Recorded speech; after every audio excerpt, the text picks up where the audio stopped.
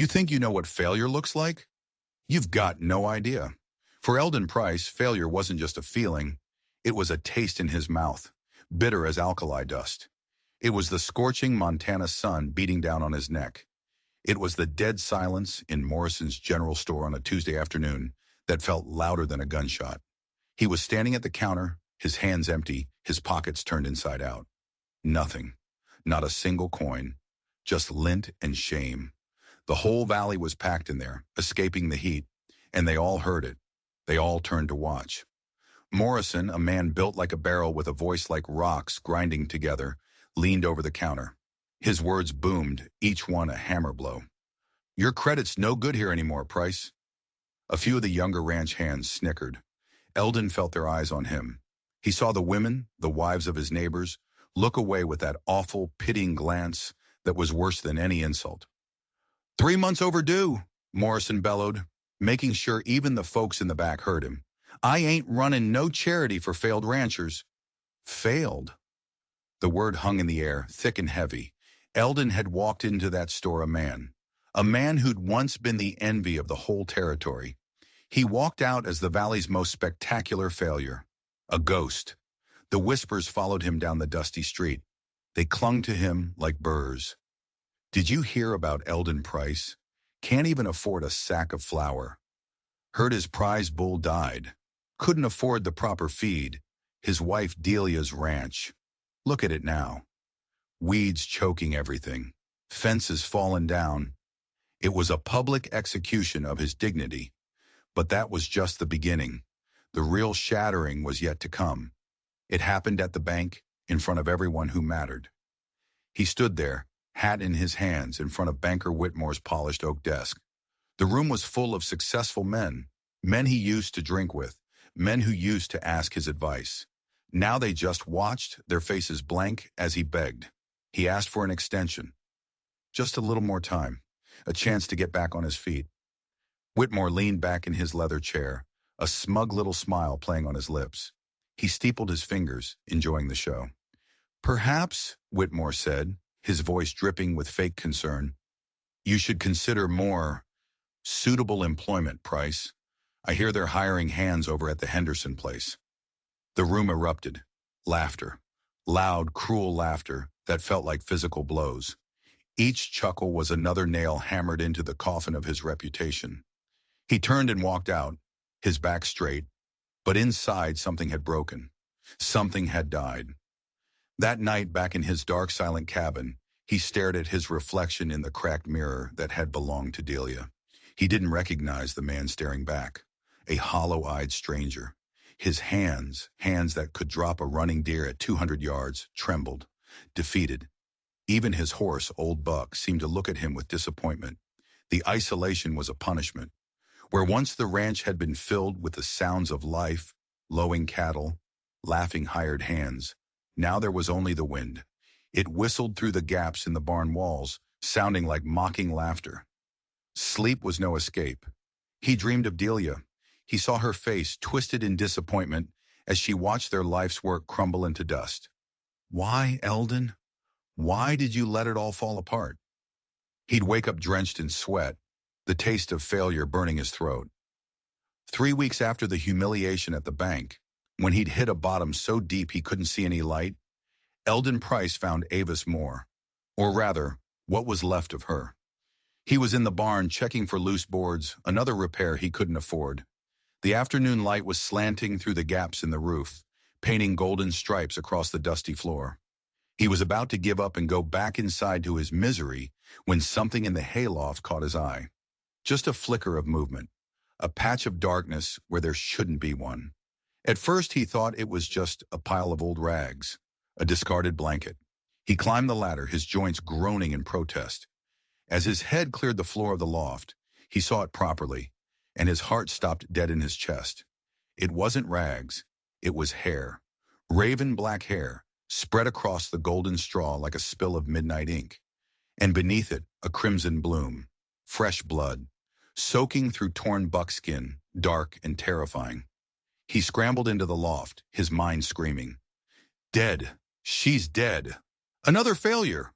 A woman died on my property while I was wallowing in my own damn self-pity. He reached her side, his hands shaking. He expected to find cold flesh. He expected to find the stillness of death. But then her chest rose, a tiny, shallow, desperate breath, a flicker of life in the overwhelming darkness.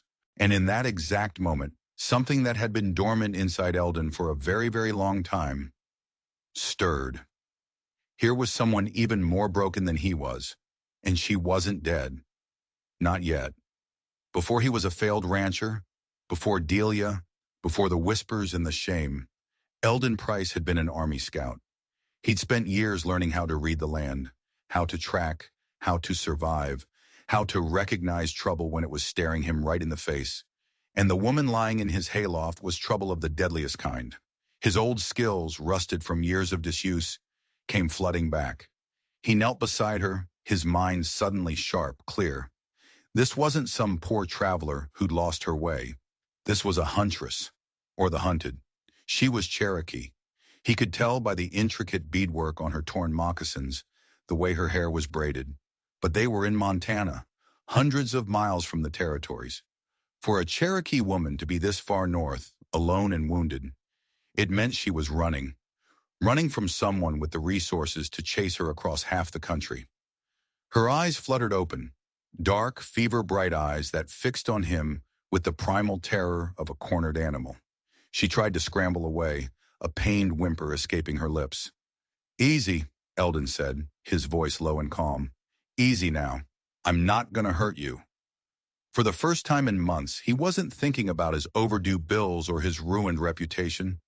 He wasn't thinking about Morrison's sneer or Whitmore's laughter. He was thinking about the bullet wound in this woman's side. He was thinking about the fever radiating off her skin like a furnace. He was thinking about how to keep her alive. And as he looked at her, so fierce and so broken, he felt something he thought was gone forever. Purpose. She was burning up.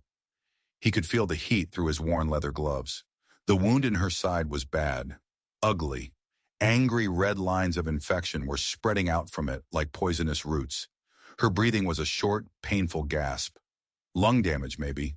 Internal bleeding, definitely. She wouldn't last the night without help. Another body to add to his list of failures. Not this time. With a careful efficiency that felt like a memory from another life, he scooped her into his arms. She weighed almost nothing, a fragile collection of bones and fire. He carried her out of the barn and into the fading light. The short walk to the cabin felt like crossing a continent. It felt like he was carrying not just a wounded woman, but the last, flickering ember of his own redemption. He laid her gently on his own narrow cot. The rough blankets, which had been his only comfort, now seemed criminally inadequate. His neglected cabin, for so long a mausoleum of broken dreams, was suddenly filled with an urgent, undeniable pulse of life. The next few days became a blur. He worked with a methodical focus, a grim determination that pushed away the storm of his own despair. He kept a fire roaring in the hearth, a pot of water always boiling. The sharp, clean scent of carbolic soap filled the small space, a welcome change from the usual smell of dust and regret. He tore up his own shirts for bandages, the last clean ones he owned. Each strip of fabric felt like a small, willing sacrifice. She drifted in and out of consciousness, lost in a fever dream. She spoke in a delirium, a mix of broken English and the fluid, musical sounds of her own Cherokee tongue. And through the haze of her fever, a story began to emerge, a story of fire and blood. She spoke of soldiers, men in blue uniforms, but not real soldiers. Men who wore the authority of the law, like a mask to hide the greed pumping through their black hearts. She spoke of fire, fire consuming her home, her village, everything she had ever loved. She spoke of screams that would echo in his nightmares for years to come. And she spoke of a name that she repeated over and over, like a curse. Captain Hollis Crane. He emerged from her fevered ramblings like a demon from a campfire story. A man with pale, merciless eyes. A man whose hands signed death warrants with casual indifference. A man with a smile that promised suffering. Crane. He'd come to her people not looking for peace, but for gold. A legendary Cherokee cache, hidden somewhere deep in the ancient mountains. a secret her grandfather, the keeper of the old ways, had sworn to protect. Crane had tortured the old man, but he never spoke. He died, taking the secret of the gold to his grave, protecting his people's heritage to his last breath. And she had watched. Hidden in the trees, wounded and powerless, she had watched the man who raised her be murdered by the man with the pale eyes. She'd escaped into the night, carrying nothing but the clothes on her back and a small leather medicine bundle, the last remnant of her slaughtered family. For weeks she had run, using every bit of ancestral knowledge to stay one step ahead of Crane's trackers. But the wound, the infection, the exhaustion, they had finally caught up to her, and she had collapsed in the hayloft of the territory's most notorious failure. The irony was so thick Eldon could taste it. Here he was, a man who couldn't manage his own life, now the sole protector of a secret worth more than every ranch in the valley combined. As the fever raged, she would sometimes become lucid for a few moments. During one of these moments, her eyes clear and sharp, she pushed the small medicine bundle into his hands. Her fingers were trembling, but her gaze was steady.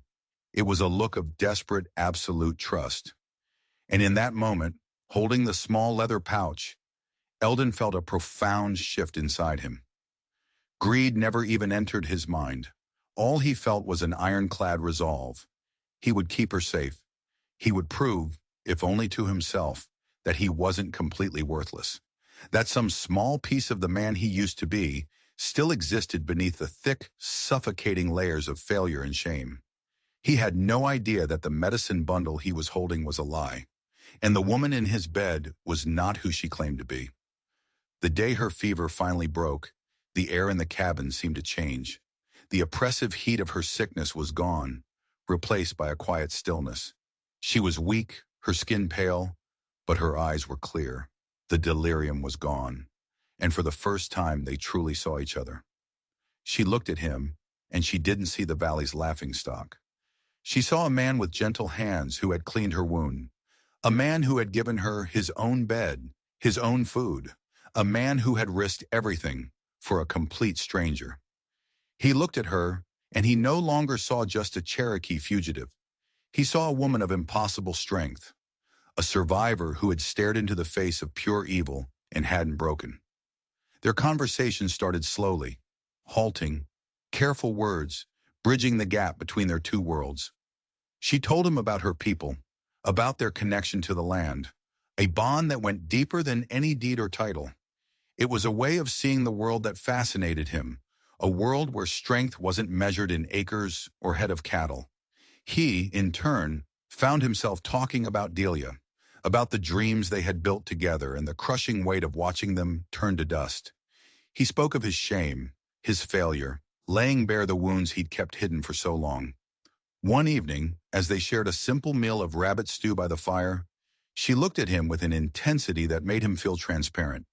"You think you are weak, Eldon Price," she said, her improving English still carrying a musical accent. "But a weak man does not fight infection for a stranger. A weak man does not give his own safety." "I'm the joke of the whole territory," he replied bitterly, unable to meet her gaze. "Can't even keep my own ranch from falling apart." She reached out and put her hand on his arm. Her touch was light, but it sent a jolt through him. "A ranch is wood and grass," she said with quiet conviction. "This." She touched her own chest, over her heart. "This is what makes a man strong or weak. Your heart is strong, Eldon Price. Very strong." It was the first time anyone had called him strong in years, and hearing it from her, from this woman who had survived so much, the words landed with a weight that shifted something fundamental deep inside his soul. He felt a crack appear in the thick wall of ice he had built around himself, but their fragile peace was not meant to last. Captain Crane hadn't given up. He had left his eyes and ears in the valley. The first sign was the tracks. Down by the creek where Eldon watered buck, he found hoof prints from shod horses. Not ranch horses. These were military mounts. They had no business being on his land. Someone was watching. Then a few days later, Morrison the storekeeper rode out.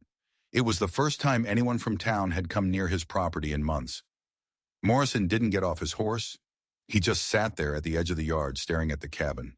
His face was a mask of cold curiosity. He stayed for a long minute, then turned his horse and rode away without a word. It was a message. We know. The second warning was far less subtle. Eldon had been forced to ride into town for supplies. He'd sold his grandfather's silver pocket watch, one of the last things of value he owned, for a pittance. He bought flour, salt, and more carbolic soap. The whole trip, he felt eyes on his back. He was hurrying back, a knot of dread tightening in his stomach, when he saw the smoke, a thick, black pillar rising from the direction of his ranch. He spurred Buck into a gallop, his heart pounding against his ribs.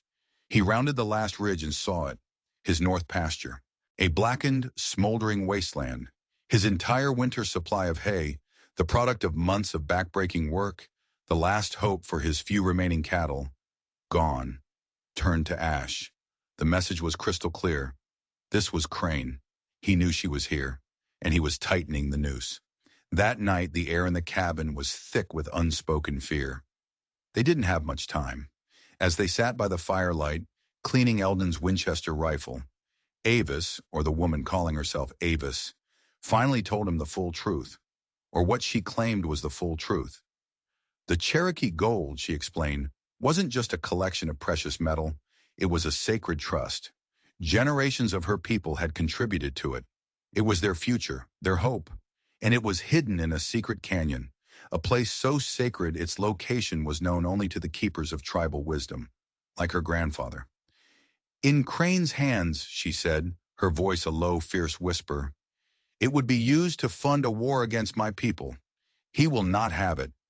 She picked up a long, beautifully crafted bow that she had brought with her, hidden in a deerskin wrap, her grandfather's war bow. Her hands were steady as she tested the string. I will die first. Nobody's dying, Eldon said, and the conviction in his own voice surprised him. Not on my watch. I've failed at a lot of things in my life. I won't fail at this. In that moment, the broken man was gone. The shambling wreck who had been the valley's favorite punching bag had been burned away, leaving something harder, something sharper, something infinitely more dangerous in his place. The old Army scout was back. His mind, once clouded with shame, was now crystal clear. Every defensive position, every angle of fire, every possible escape route, he saw it all. Together they began to turn his failing ranch into a fortress, a calculated death trap. Woodpiles became barricades. Loose stones were arranged to trip up charging horses. The narrow creek bed was no longer a place for water. It was a killing field. And Avis, she was no mere victim. She moved with a purpose and skill that astonished him. She knew things about warfare, about strategy, that no simple Cherokee girl should know. Her knowledge of guerrilla tactics complemented his military training perfectly. They were a team. As they worked side by side, their hands brushing, their eyes meeting in moments of shared, intense focus, something deeper than a simple alliance began to grow between them, a spark in the darkness. He found himself noticing the way the firelight caught the blue-black shine of her hair, the proud, defiant set of her shoulders, the fierce intelligence that blazed in her dark eyes. And she, in turn, saw past the tattered clothes and the reputation of failure.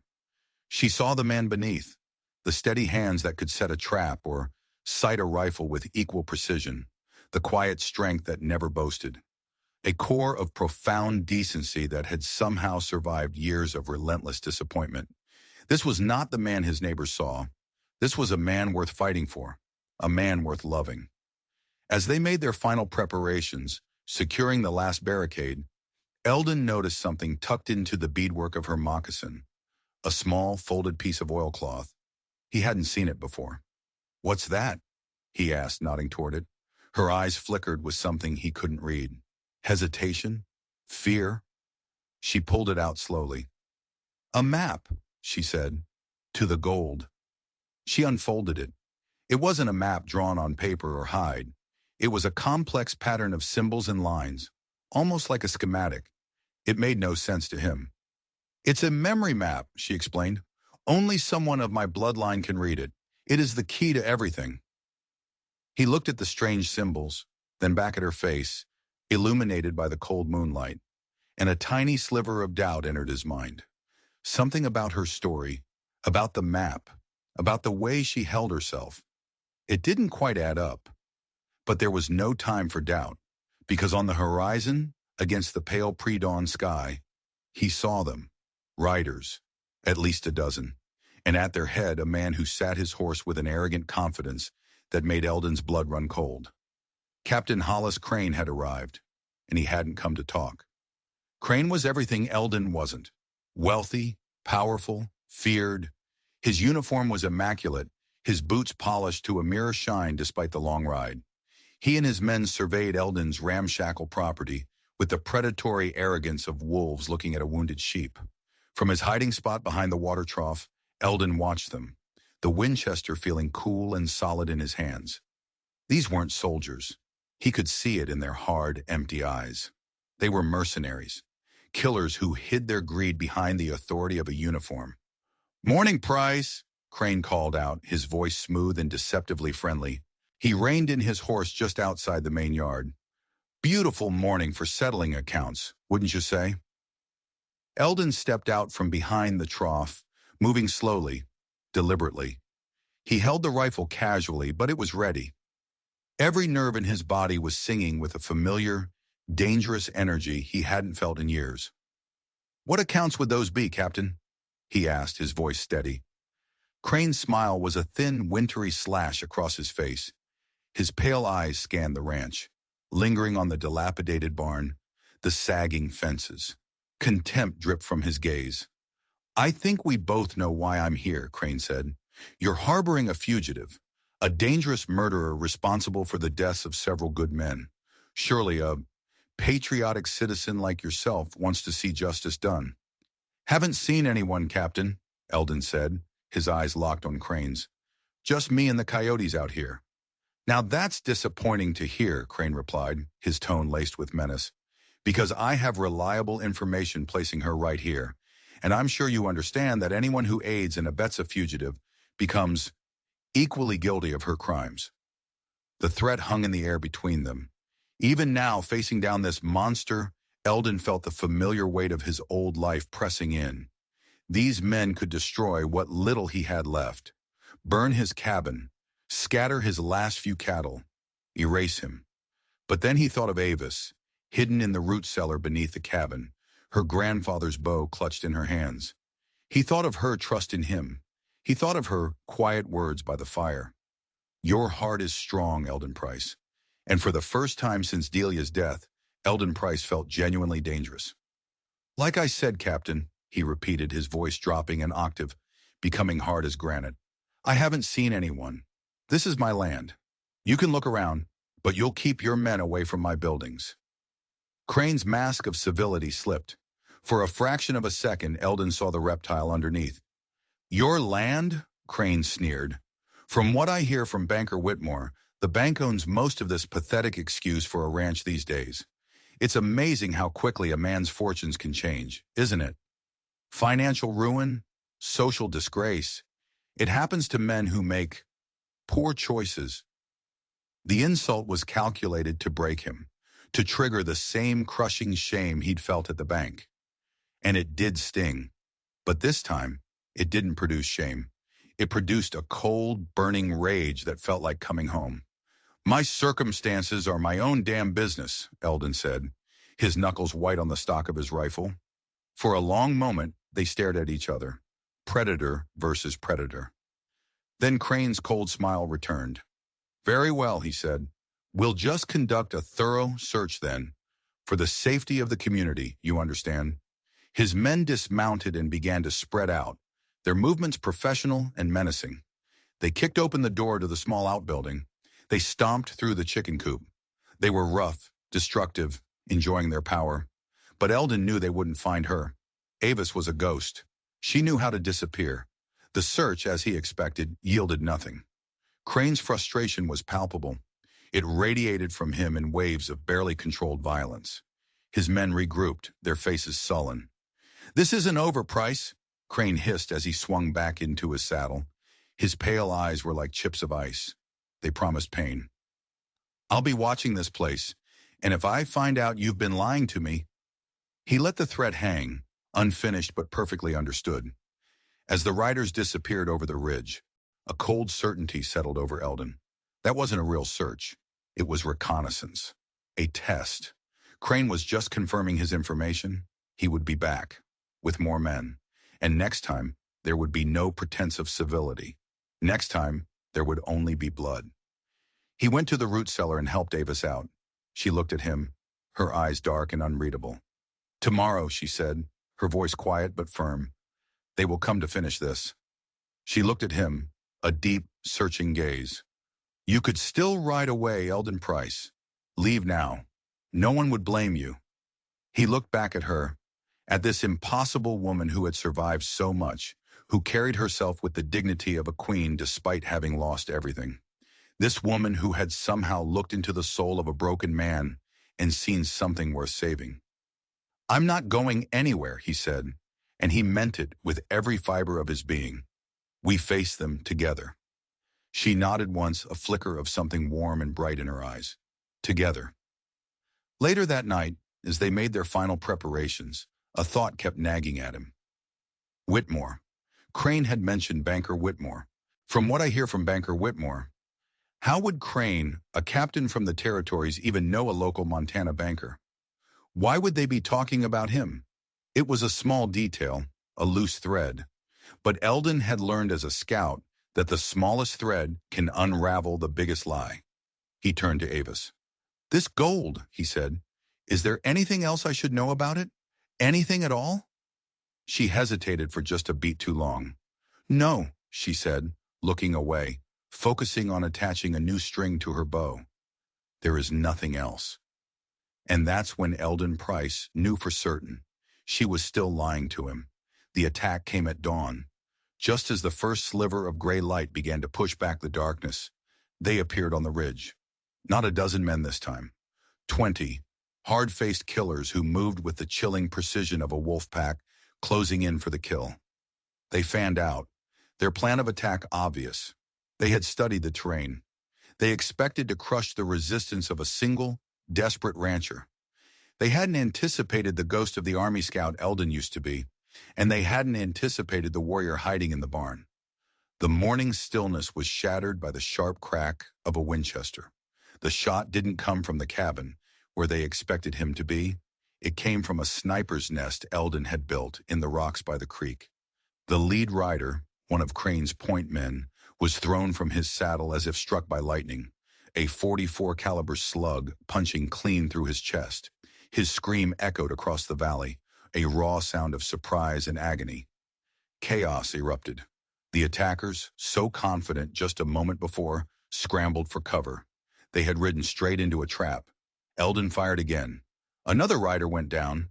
Then he was gone, melting back into the rocks and shadows, moving to his next position. This wasn't the last stand of a cornered man. This was a hunt, and he was the hunter. From the hayloft of the barn, a new sound joined the fray. Not the boom of a rifle, but the deadly whisper of an arrow in flight.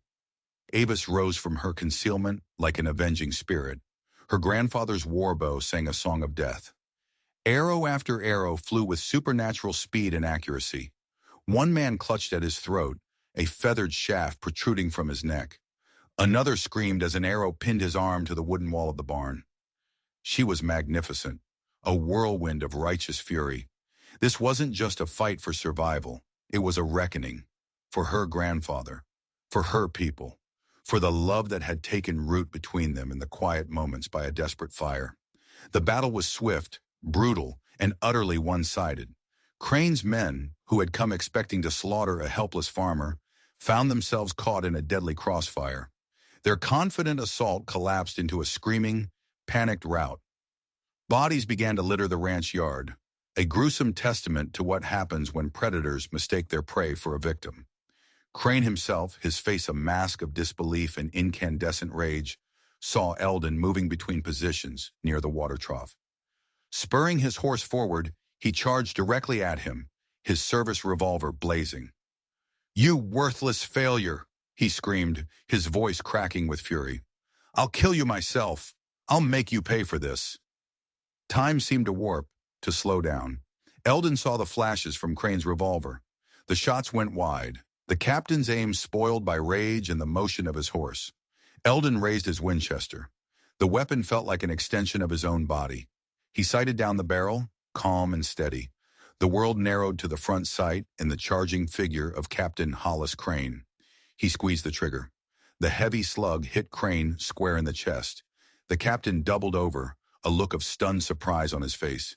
He toppled from his saddle and hit the Montana dust with a heavy final thud. Motionless, the remaining mercenaries saw their leader fall. It broke them. Leaderless and terrified, they scattered like birds, fleeing for their lives. In minutes, it was over. The ranch yard was silent, save for the moans of the wounded and the harsh, ragged breathing of two warriors who had faced impossible odds and won. Eldon stood up from behind the trough, the smell of gunpowder sharp in the cold morning air. He looked across the battlefield at the carnage, at the bodies of the men who had come to destroy him, and he felt nothing, no triumph, no regret, just a cold, hard emptiness. Then he saw her. Avis was standing in the open door of the barn, her chest heaving, the bow still clutched in her hand. Her dark eyes were blazing with a fierce, primal pride. In that moment, covered in dust and sweat, she was the most formidable, most beautiful woman he had ever seen, a warrior princess from the old stories. They walked towards each other, meeting in the center of the yard, stepping over the bodies of their fallen enemies. Their eyes locked, and in that gaze, everything that had been unsaid between them, the fear, the hope, the growing affection, crystallized into a moment of perfect, unspoken understanding. She stepped into his arms and he held her close, feeling the strong, steady beat of her heart against his chest. It felt like a promise, a new beginning. The grim work came next.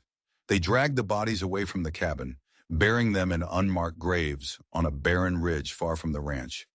It was brutal, exhausting work, but it was necessary. It was a cleansing. Over Crane's grave, Avis built a small cairn of stones. She placed her grandfather's medicine bundle on top of it.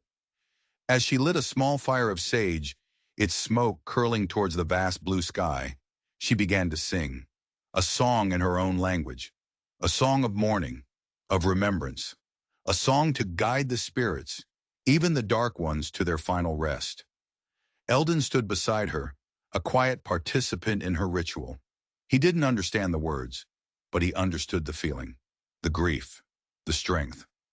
He looked down at the medicine bundle on the stones, the bundle that held the map to the Cherokee gold, the bundle she had lied to him about. The battle was over, but he knew, with a certainty that chilled him to the bone, that the real danger had not yet passed. He had won the fight for his ranch, but the war for the truth was just beginning. As the last notes of her song faded into the wind, he knew he had to confront her. "Avis," he said, his voice low, "we need to talk about what's really in that bundle." She stopped, her back still to him. For a long moment she was silent. When she finally turned to face him, the fierce warrior was gone. In her eyes he saw a deep, profound fear. "You are right, Eldon Price," she whispered, her voice trembling slightly. "There is no gold. There never was." "Then what?" he pressed, stepping closer. "What did all these men die for?" She took a deep breath, her gaze never leaving his. "They died," she said, "for a list of names." She reached out and took his hand, her fingers cold. "And one of those names, Eldon, is yours." The world tilted on its axis. Eldon felt the ground shift beneath his feet. His name? How could his name be on a list that a Cherokee woman was carrying? It made no sense. "What are you talking about?" he demanded, his voice hoarse. "My grandfather," she began, her voice gaining strength, "was not just a keeper of wisdom. In the war, he was a code talker. He and others like him used our language to send messages the enemy could never break. But after the war, their work didn't end. They became keepers of a different kind of secret." She led him back to the cabin, the story pouring out of her now, a torrent of truth held back for too long. Captain Crane wasn't just a corrupt officer. He was part of something bigger, a syndicate, powerful men in business, in politics, even in the army. Men who were selling secrets, weapons, land, betraying their country for profit. My grandfather and his network were tasked with identifying them. They created a list, a ledger of every traitor, every piece of evidence against them. She gestured to the medicine bundle, which she had retrieved from the grave. The map. It's not a map to a place. It's a cipher. The key to reading the list, which is hidden in the lining of this pouch. Eldon's mind was reeling, trying to connect the pieces. But my name? Why is my name on that list? Avis looked at him, and for the first time, he saw a deep personal pain in her eyes. Because you were one of them, she said softly.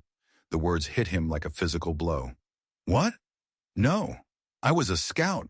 I served honorably. You were part of a special unit, she said, her knowledge of his past shocking him into silence. A unit tasked with hunting men like Crane. A unit that got too close. The syndicate found out who you were. They couldn't kill you. That would draw too much attention. So they decided to destroy you instead. To neutralize you. Suddenly it all clicked into place with horrifying clarity. Banker Whitmore. Morrison the storekeeper. They weren't just cruel opportunists. They were part of it, Eldon breathed, the realization dawning on him. Whitmore and Morrison. They were Crane's men in this valley. Yes, Avis confirmed. Their job was to ruin you, to break your spirit so completely that you would never be a threat to them again. They orchestrated your financial collapse. They spread the rumors. They turned the whole valley against you. They made you into a failure so that no one would ever listen to you, even if you did try to expose them. The humiliation in the store, the laughter in the bank. It hadn't been random cruelty. It had been a calculated, systematic execution of his life. And Delia, Eldon whispered, the name catching in his throat. His wife hadn't just gotten sick. Her decline had been rapid, mysterious. The town doctor had been baffled. I don't know for sure, Avis said gently, seeing the anguish on his face. But men like this, they don't leave things to chance. It's likely they helped her illness along, to push you over the final edge. A white-hot rage, purer and more intense than anything he had ever felt, surged through Eldon. They had not only destroyed his reputation and his livelihood, they had murdered his wife. Who are you? He asked, his voice dangerously quiet. Really? My name is not Avis Moore, she confessed. It is Anaba. My grandfather's name was Neol. We are not just Cherokee, we are guardians. When my grandfather was killed, the duty of protecting the ledger passed to me. I was bringing it to a contact in the north when Crane's men caught up with me. So the woman he had saved, the woman he was falling for, was a guardian of secrets, a warrior in a hidden war. And he, the broken failure, was a disgraced soldier, a target marked for destruction. Their paths hadn't crossed by accident. It was fate, twisted and bloody. The list isn't just name, Anaba continued, her voice urgent. It's proof, account numbers, meeting locations, coded correspondences. Everything needed to bring the entire syndicate down. That's what Crane was truly after.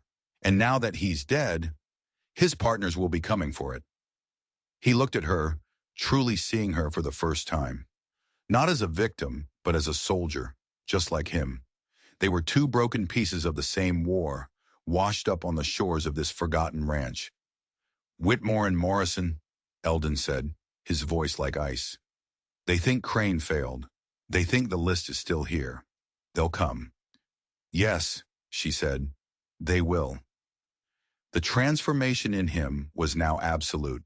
The ghost of Eldon Price, the failed rancher, was banished forever. In his place stood the man he was always meant to be, a predator, a protector, an agent of vengeance. Good, Eldon said, a grim smile touching his lips for the first time in years. Let them come. He looked around the cabin, at the bullet holes in the walls, at the memory of Delia in the cracked mirror. This wasn't just his land anymore. This was a battleground, and this time he wasn't fighting for survival. He was fighting for justice, for Delia. A plan began to form in his mind, cold and precise. Crane's attack had been clumsy, arrogant. Whitmore and Morrison would be different. They were locals. They knew the terrain, and they would be desperate. They won't come in shooting, Eldon thought aloud, pacing the small cabin. Not at first. They'll try to be clever. They'll use the law. They'll get the town marshal involved. Sheriff Brody? Anaba asked. Is he one of them? No, Eldon said. Brody's a decent man. Just lazy. He believes what he's told, especially if it comes from powerful men like Whitmore. Eldon stopped pacing and looked at Anaba. They think I'm a broken-down fool.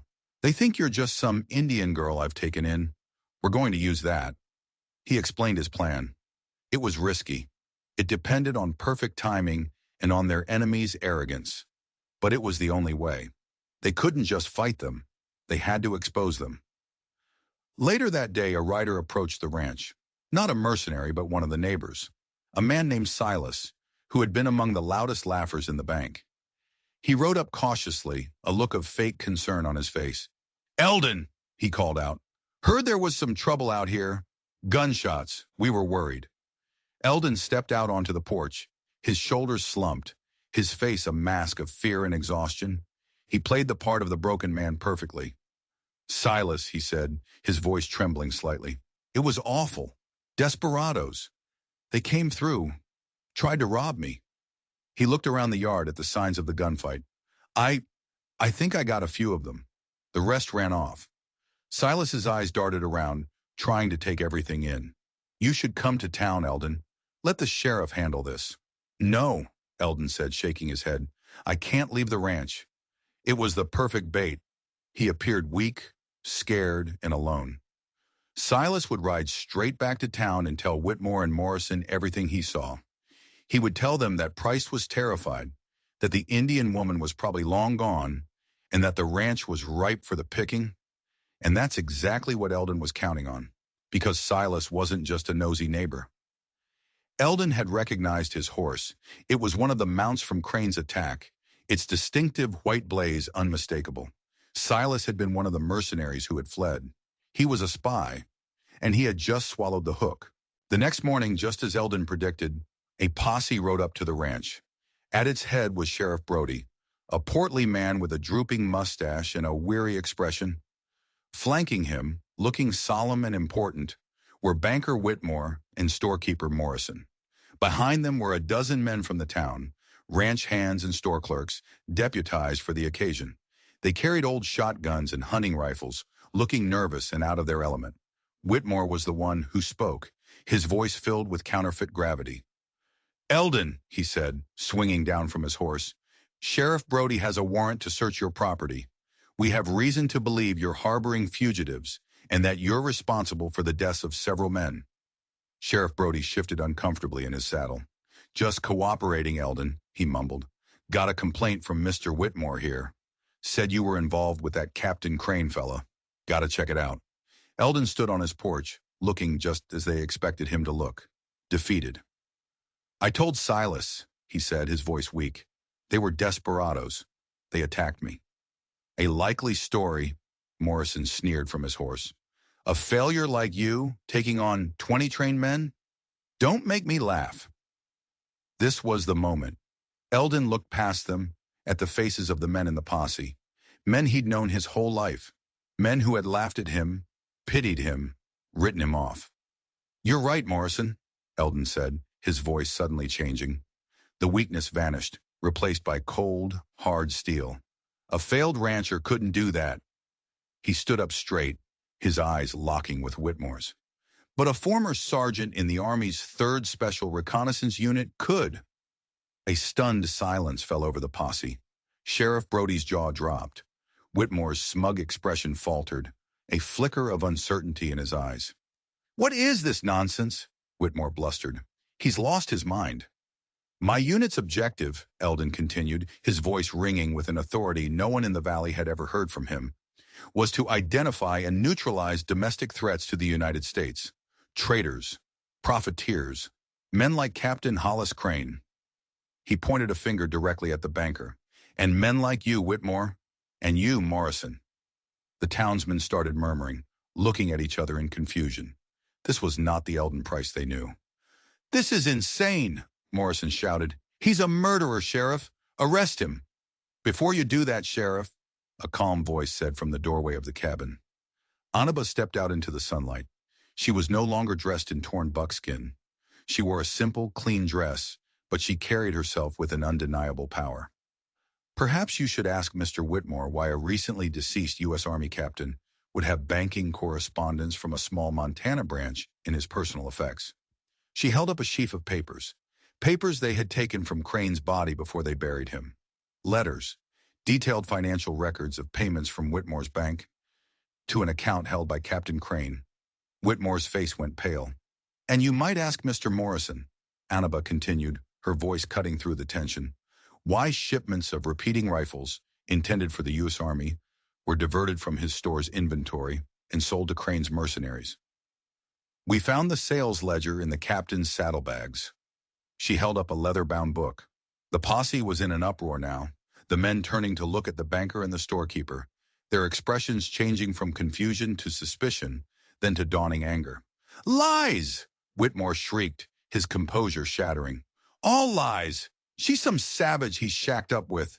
They killed those men. He reached for the pistol on his hip, his eyes wild with panic, but he never cleared the holster. The crack of the Winchester echoed across the yard. The pistol flew from Whitmore's hand, his fingers a bloody mess. He screamed, clutching his ruined hand. Eldon stood on the porch, the rifle smoking in his hands, his face a mask of cold fury. My wife, Delia, he said, his voice low and trembling with rage. She got sick, a strange sickness the doctor couldn't explain. But you know all about it, don't you, Whitmore? You and Crane, you murdered her to break me. In that moment, seeing the absolute, undeniable guilt in Whitmore's terrified eyes, the men of the posse finally understood. They had been played for fools. They had mocked and ostracized a man who had been fighting a secret war, while the real villains were standing right beside them, pretending to be pillars of the community. Morrison, seeing the tide turn, made a desperate move. He spurred his horse, trying to break through the crowd and flee. But Silas, the neighbor who had spied for them, suddenly had a change of heart. He spurred his own horse, cutting Morrison off. Now hold on there, Abe, Silas said, his face grim. I think you've got some explaining to do. The posse surged forward, surrounding the two men. Sheriff Brody, his face red with embarrassment and anger, pulled out his own pistol. Abel Morrison, John Whitmore, he bellowed. You're both under arrest. For murder, for treason, for everything. It was over. The fight hadn't been won with a hail of bullets in a dramatic shootout. It had been won with the truth. A truth brought to light by two broken people who had found the strength in each other to fight back. Eldon lowered his rifle, the tension draining out of him, replaced by a profound, aching exhaustion. He looked at Annaba, who was standing beside him. She reached out and took his hand. Their fingers intertwined. The neighbors, the men who had once laughed at him, now looked at him with a mixture of awe and shame. One by one, they came forward. We're sorry, Eldon, one of them said, twisting the brim of his hat in his hands. We didn't know. Eldon just nodded. He couldn't find the words. The years of humiliation couldn't be erased in a single moment. But this was a start. As Sheriff Brody led the shackled, defeated traitors away, Eldon looked out over his ranch, the sagging fences, the weedy garden, the monument to his failure. But it didn't look like that to him anymore. It looked like home, a place of renewal, a place where a man thought to be worthless had found his purpose again, a place where two warriors from two different worlds had found salvation in each other. The sacred Cherokee gold was a myth, a lie. But standing there, on the porch of his battered cabin, holding the hand of the woman who had saved him as much as he had saved her, Eldon Price knew he had found something far more precious. He was no longer the Valley's greatest failure. He was the man who had brought down an empire of corruption. He was the man who had avenged his wife. He was strong. And as the Montana sun began to set, painting the sky in shades of gold and crimson, he knew with absolute certainty that the whispers were finally over. Sometimes the greatest victory isn't about what you win, but about reclaiming what you thought was lost forever. It's about conquering the voices, both inside and out, that tell you you're not worth saving. If this story of redemption and justice moved you, make sure you hit that subscribe button and turn on all notifications, because the stories we have coming up will challenge everything you think you know about the line between hero and villain. You won't want to miss it.